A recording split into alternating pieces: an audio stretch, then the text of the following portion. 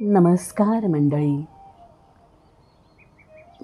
आता लवकरच आपली परिक्रमा पूर्ण होणार आहे. म्हणजे खूप लवकर नाही होणार, पण अजून एक 8-10 भागांमध्ये संपून जाणार आहे. आणि मग एक प्रश्न असतो प्रत्येकासाठीच की पुढे काय.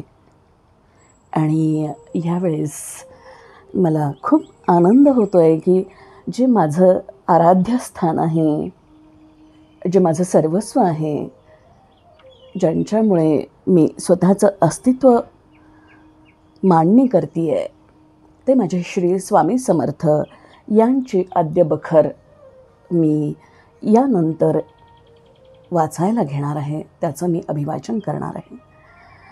मी समस्त स्वामी भक्तांपर्यंत आणि ज्यांना स्वामींबद्दल उत्सुकता आहे अशा समस्त श्रोतृवृंदांपर्यंत स्वामींची महती आद्यबखर या पुस्तकाच्या, या संकलनाच्या अभिवाचनाच्या स्वरूपात मी सादर करणार आहे. आणि स्वामी सेवा करण्याची जी मला संधी मिळते आहे त्याचा मला खूप खूप खूप आनंद होतो आहे. नर्मदा परिक्रमेचा आनंद जसा आपण लुटलात, तशीच ही माझी स्वामी सेवा, हे स्वामींचं आद्यबखर, त्याचं अभिवाचनही तुम्हाला तितकंच आवडेल. स्वामींची महती तुमच्यापर्यंत पोहोचेल त्यातून, या आशेसह मी आज सुरू करते आपली परिक्रमा. नर्मदे हर. नर्मदा परिक्रमा एक आनंद यात्रा. लेखक उदयन आचार्य. प्रकाशक मोरया प्रकाशन. अभिवाचन अदिती पालिंकर. भाग 56. नर्मदे हर. खूप पायपीट केली आणि विलासपूर मागे टाकून घाटरस्ता चढून एका डोंगरावर असलेल्या शिवमंदिराजवळ पोहोचलो. मंदिरात शिवशंकरांशिवाय कोणीच नव्हतं. इथेच मुक्काम करूया, आता पुढे चालायचं त्राण नाही, असं सर्वानुमते ठरत असतानाच 2 गावकरी आले आणि यहाँ मत रुको, यहाँ रात को भालू आने का डर है, आगे वो कुम्हारपुरा गांव 1 किलोमीटर पर ही है, बस वहाँ चले जाओ, वहाँ जाओ, असं म्हणाले. अस्वलांच्या भीतीनं म्हणा किंवा काही म्हणा, सगळ्यांच्या पायात वेगळीच ताकद आली आणि आम्ही शॉर्टकटनं 10 मिनिटात कुम्हारपुराला पोहोचलो. गावात ना मंदिर ना सदाव्रत. एका घराच्या ओसरीवर रस्त्यालगत उघड्यावर आसनं लावली आणि जवळच्या बोअरवेलवर हातपाय धुवून संध्या जप पूजा केली. आज संध्याकाळच्या जेवणाला सुट्टी. रात्री थंडीचा कडाका इतका वाढला की झोप चाळवायला लागली. त्यात पहाटे 4 पासून अगदी पायाजवळून कोल्हेकुई ऐकू आली आणि झोपच उडाली. पहाटेच आंघोळीशिवाय चालायला सुरुवात करावी लागली, कारण बोरवेलला काही केल्या पाणी येईना. खाटी गावाकडे न जाता मिरिया नावाच्या गावातल्या विहिरीवर मनसोक्त स्नान करून संध्या जप सगळं झाडाखाली बसून यथासांग करून चालायला सुरुवात केली आणि दमगड चढलो. दमगड चढत असताना एका घनदाट झाडीतून एक हरण धावत गेलं. हरण पाहिल्यावर आनंद झाला खरा, पण एकटं हरण सहसा दिसत नाही. हरणं कळपानं राहतात. वाघ वगैरे तर पाठी लागला तरच हरण एकटं पडतं, हे डिस्कवरी वगैरे चॅनलवर पाहिलं असल्याने सावधपणे पुढे चालायला लागलो. डोंगर माथ्यावर गेल्यावर गोंधळायला झालं आणि रस्ता चुकलो. पण माईची कृपा अशी की 2 माताराम पाऊलवाटेनं आल्या आणि रस्ता दाखवून गेल्या. त्यांनी सांगितलेल्या खुणांप्रमाणे गेलो आणि अगदी बिनचूक कपिलधारापाशी पोहोचलो. कपिलधारेकडे जाताना एक छोटा पूल लागतो. त्या पुलाकडे आम्ही जात असताना एका लिंबू सरबत विकणाऱ्या मातारामनं आम्हाला अडवलं आणि बाबाजी, आप परिक्रमावासी हो, तो ये रास्ता आपके लिए नहीं है, परिक्रमा खंडित हो जाएगी, आप पहाड़ के ऊपर से जाओ. नर्मदा काठची माणसं आपली परिक्रमा मोडू नये म्हणून खूप काळजी घेतात. त्या मातारामला नर्मदेहर करून आम्ही टेकडीवरच्या पायवाटेनं कपिलधारा तीर्थावर गेलो. संध्याकाळचे 4 वाजले होते. विभूती योगात श्रीकृष्णानं सांख्यामध्ये मी कपिलमुनी आहे असं गीतेत म्हटलं आहे. याच कपिलमुनींनी याच ठिकाणी आपल्या आईला भागवत ऐकवलं होतं. या ठिकाणी भागवत ऐकायला मिळणं म्हणजे परमभाग्यच. कपिल मुनींच्या मूर्तीसमोर उभं राहून दर्शन घेताना माझ्या तोंडून अगदी शेजारच्याला सुद्धा ऐकू जाणार नाही इतक्या पुटपुटल्या आवाजात सांख्यामध्ये श्रेष्ठ असलेल्या भगवंत अवतार श्री कपिल मुनींना माझा नमस्कार असो असं वाक्य बाहेर पडलं.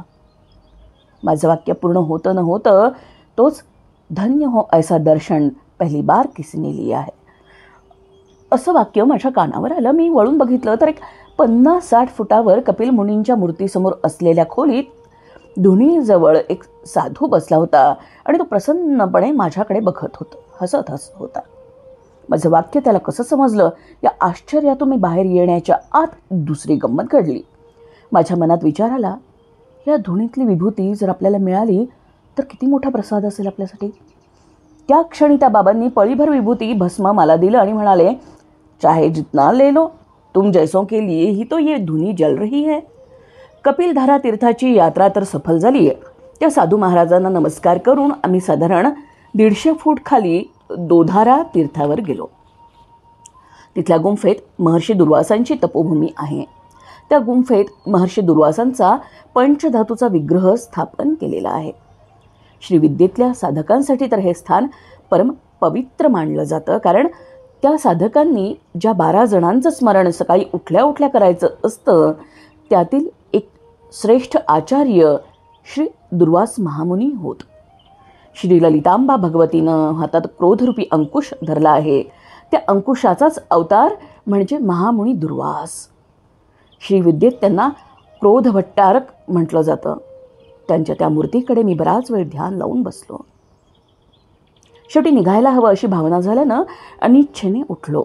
तिथे असलेल्या साधूनं प्रेमानं विभूतीत प्रसाद दिला आणि म्हणाला, जाने की इच्छा नहीं है तो क्यों जाते हो, परिक्रमा पूरी करके आ जाओ हमेशा के लिए, हम तुम्हारी सारी व्यवस्था करेंगे.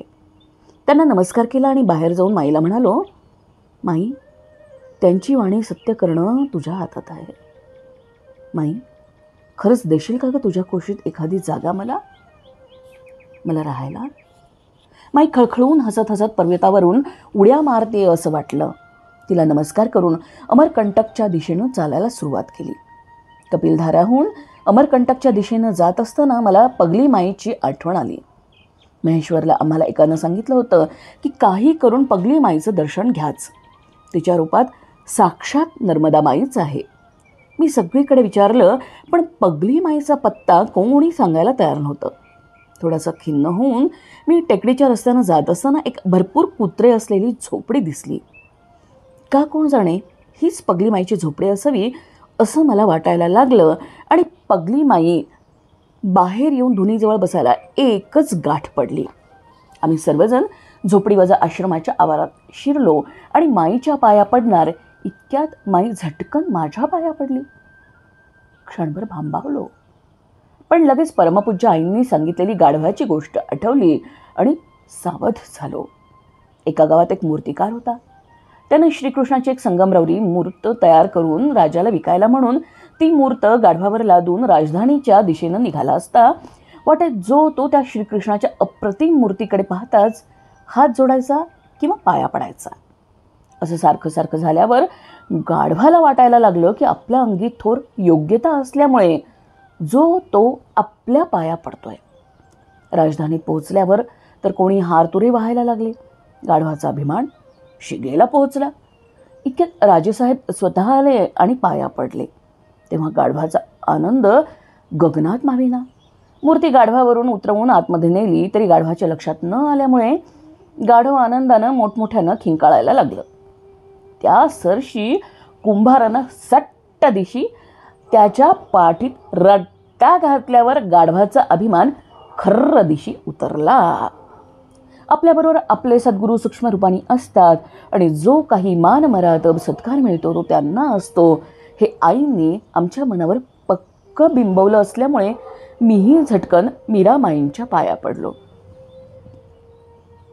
पगली माई प्रसन्न हसली आणि म्हणाली, संसार तो तूने किया ही नहीं, ना गृहस्थी बसाई, तुझे चिंता काहे की, सारे कर्म तो नष्ट हुए तुम्हारे बेटा, दो परिक्रमा तो तेरी पूरी हो गई, अब तीसरी चाहे वाहन से कर या पैदल कर ले, परिक्रमा करने के बाद अपने गुरु का कोई स्थान बना माई के किनारे, तभी गुरु के ऋण को थोड़ा उतार पाएगा.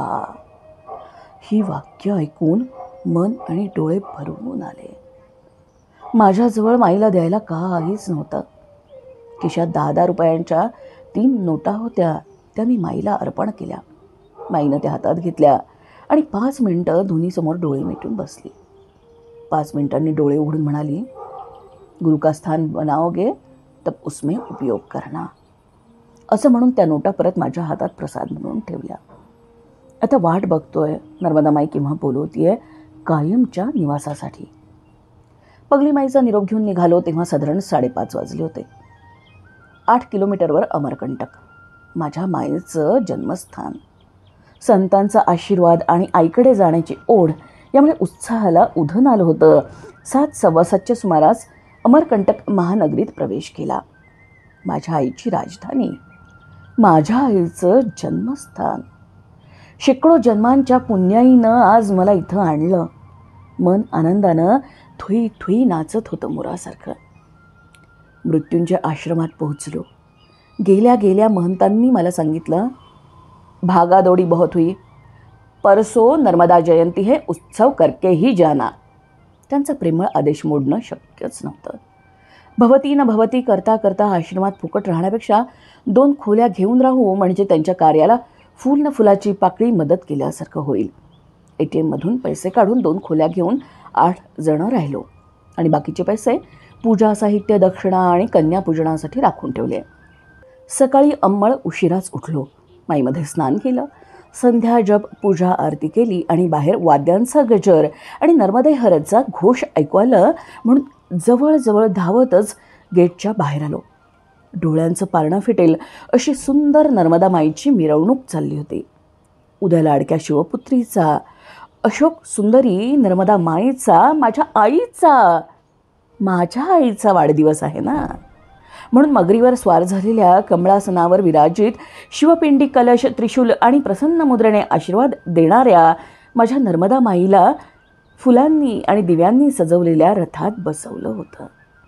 रथाच्या पुढे शेकडो कन्या माझ्या नर्मदा माईचा साज अंगावर लेऊन छुम छुम पैंजण वाजवत हसत खेळत चालल्या होत्या. माईला मिळणाऱ्या 999 नद्या तर सगुण होऊन आल्या नाहीत ना, असं मला वाटलं. कन्यांच्या मागे सुभूषित सुवासिनी वस्त्रालंकारांनी नटून चालल्या होत्या.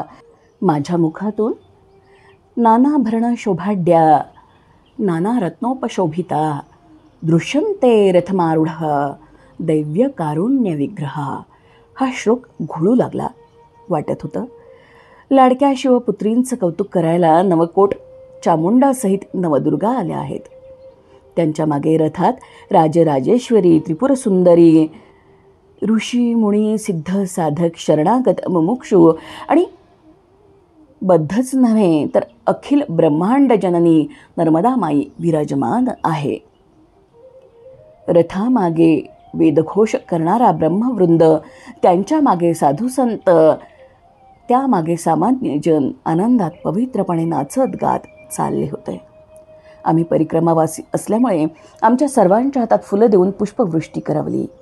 डोळ्यातून वाहणाऱ्या नर्मदेला पुसत पुसत सोहळा पाहायचा प्रयत्न करत होतो, पण पापण्यांची धरणं ओसंडून वाहतच होती.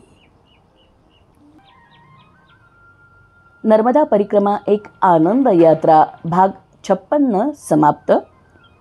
क्रमशः धन्यवाद.